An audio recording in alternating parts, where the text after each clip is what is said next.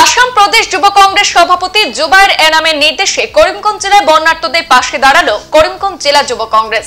লঙ্গাই নদীর 4টি বাঁধ ভাঙন এলাকায় বন্যায় ক্ষতিগ্রস্ত গরিবদের পাশে দাঁড়িয়ে ব্যক্তিগত তহবিল থেকে ত্রাণ সামগ্রী পৌঁছে দিলেন করিমগঞ্জ জেলা যুব কংগ্রেসের সভাপতি নাসির উদ্দিন। বন্যায় ক্ষতিগ্রস্ত জেলার কয়েক লক্ষ মানুষ, সকল শ্রেণীর ক্ষতিগ্রস্তদের ত্রাণ সহায়তা প্রদান করা সাধ্যের মধ্যে না হলেও লঙ্গাই নদীর 4টি ভাঙনস্থলের আশপাশে ক্ষতিগ্রস্তদের মধ্যে বাছাইকৃত অত্যন্ত গরিব, বিশেষ করে বন্যার কবলে পড়ায় যেসব দিনমজুরদের চুলো জ্বলছে না, সেই সব অসহায়দের বাড়িতে কাঁদা জল মারিয়ে জেলা যুব কংগ্রেসের সভাপতি নাসির উদ্দিনের নেতৃত্বে জেলা কমিটির সাধারণ সম্পাদক দ্বয় আব্দুল ওয়াহিদ ও আলিম মোহাম্মদ পারভেজ, সম্পাদক নাজিম উদ্দিন, হুসাইন আহমদ, আব্দুল গাজী ও জাহিদুল ইসলাম প্রমুখ সরাসরি ত্রাণ সামগ্রী নিয়ে অসহায় পরিবারের হাতে চাল, ডাল, পেঁয়াজ, আলু, তেল সহ নিত্য প্রয়োজনীয় সামগ্রী বিশেষ প্যাকেট পৌঁছে দেন।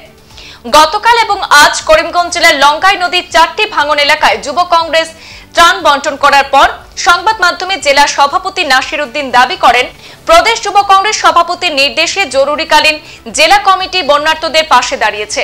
তিনি এও বলেন, কংগ্রেস ক্ষমতার পাশে নেই, তবে জনতার পাশে আছে। শুধু এবারে বন্যায় নয়, বরাবরই যুব কংগ্রেস দুর্গত মানুষদের পাশে থাকে বলে দাবি করেছেন নাসির। আমাদের আসাম প্রদেশ যুব কংগ্রেসের সম্মানিত সভাপতি জুবায়ের এনাম ভাইয়ের নির্দেশ মর্মে আজকে আমরা করিমগঞ্জ জেলা যুব কংগ্রেসের একটি টিম বন্যায় কবলিত বিভিন্ন এলাকায় মানুষের, অসহায় মানুষের পাশে দাঁড়ানোর চেষ্টা করছি। আমরা ক্ষমতায় নেই, তারপরেও আমরা জনতার পাশে আছি।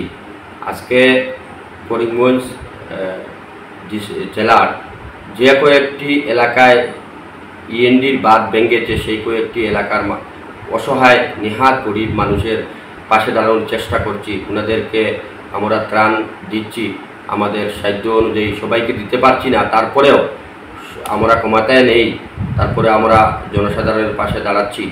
বিশেষভাবে আজকে যে কয়েকটি এলাকায় মানুষ অনেকভাবে জর্জরিত, মানুষ অসহায় হয়ে পড়েছেন, ঘর দুয়ার পুরা জলের তলে ডুবে গেছে এবং মানুষ নেহাত গরিব, ওদেরকে আমরা ত্রাণ পৌঁছে দিচ্ছি এবং আগামী দিনে আমাদের এই অভিযান অব্যাহত থাকবে।